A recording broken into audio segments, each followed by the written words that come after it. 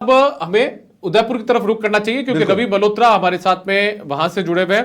रवि मल्होत्रा के पास चलते हैं और उनके पास भी एक बहुत बड़ा पैनल बैठा हुआ है हमारे साथियों का, पत्रकारों का और साथ में दूसरे लोगों का।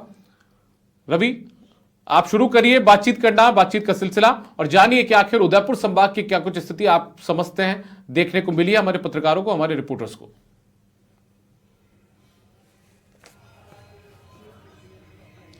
देखिए, उदयपुर संभाग से जो है अब सब जो है लगभग यहाँ पर मेरे साथ जुड़ चुके हैं। मेरे साथ में जो है अब यहाँ पर गेस्ट के रूप में जो हमारे एक सीनियर पत्रकार हैं जिस प्रकाश जी, वो भी यहाँ पर हैं। हमारे राजसमंद से जिस तरुण जी है वो यहाँ पर हैं। डूंगरपुर से शाकिर जी है वो यहाँ पर है। उसके अलावा कुलदीप गृहस्थी वो हमारे साथ में बांसवाड़ा से हैं। उसके अलावा जो हमारे एक जो और गेस्ट हैं डॉक्टर कुंजन आचार्य, राजनीति विश्लेषज्ञ, वो बिल्कुल जो है बस पहुंचने ही वाले हैं यहाँ पर। मैं शुरुआत सबसे पहले जो है एक बार उदयपुर की सीटों से करता हूं और सबसे पहले कांग्रेस ने जो चयन किया अपने प्रत्याशी का, क्या वो बेहतर था?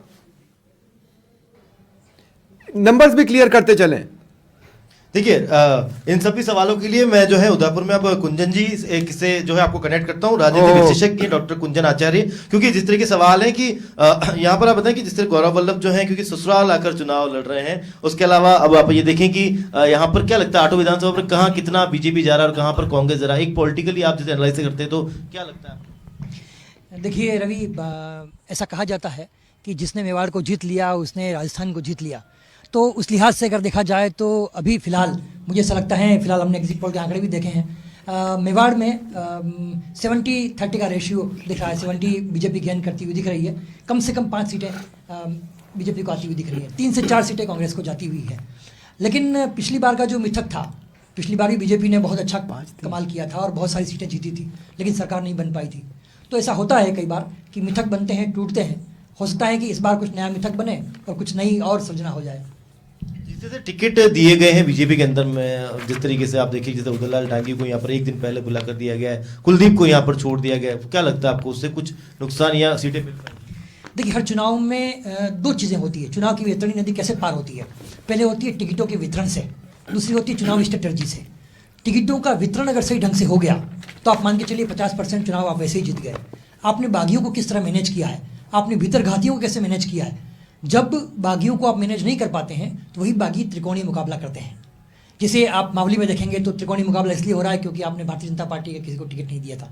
वल्लभनगर में इसीलिए हो रहा है कि आपने किसी एक को नज़रअंदाज किया और आखिरी मौके पर जो आरएलपी के पिछली बार के कैंडिडेट थे उसको भारतीय जनता पार्टी से टिकट दिया था।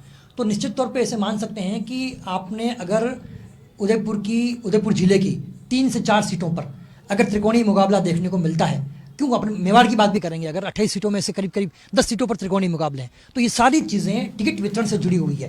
क्योंकि चुनावी मैनेजमेंट सिर्फ चुनाव लड़ने से जुड़ा हुआ नहीं है, चुनाव मैनेजमेंट टिकट वितरण से लेकर एग्जिट पोल तक चलता है। तो निश्चित तौर पर आप मान के चलिए कि बागी कुछ खेल तो खराब करेंगे। रवि, एक तो मैं चाहता हूं कि आप सुन पा रहे हैं मुझे?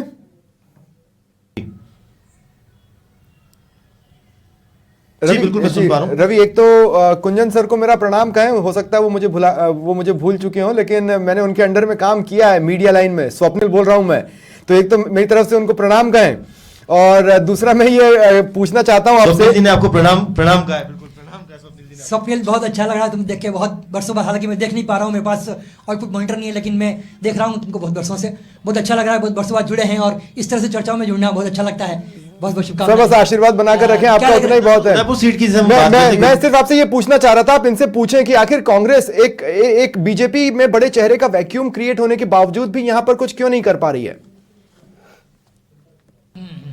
देखिए, निश्चित तौर पर ऐसा माना जाता है कि भारतीय जनता पार्टी ने गुलाब चंद कटारिया के अपने एक, जिसे कह सकते हैं कि मानस पुत्र के रूप में उन्होंने ताराचंद जैन को देखा है और टिकट मिला है। लेकिन गौरव वल्लभ जो है वो अपने आप को खुद को स्थानीय प्रत्याशी बताते हैं और निश्चित तौर पर उनका ससुराल भी है, घर भी है। लेकिन उदयपुर शहर की जनता सीधी नहीं कनेक्ट हो पाई उससे, क्योंकि कई बार ऐसा होता है आमतौर पे कि ताराचंद जैन बरसों से दिख रहे हैं, आप भी देख रहे हैं, मैं भी देख रहा हूँ, लेकिन गौरव वल्लभ जो है चुनाव से पहले दिखाई दिए और उन्होंने खुद को स्थानीय प्रत्याशी दिखाते हुए खुद को प्रोजेक्ट भी किया। हालांकि राष्ट्रीय प्रवक्ता भी हैं, बहुत ऊंची छवि है उनकी, कद भी अच्छा है, वो आला कमान किसी से टच में भी रहते हैं।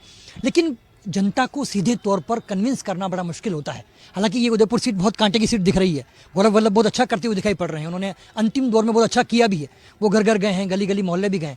लेकिन फिर भी चूंकि ये बीजेपी का गढ़ रहा है और 4 बार के विधायक गुलाब चंद कटारिया के उत्तराधिकारी के रूप में सीट है, तो मुझे लगता है कि भारतीय जनता पार्टी इसको रिटेन करती हुई दिखेगी।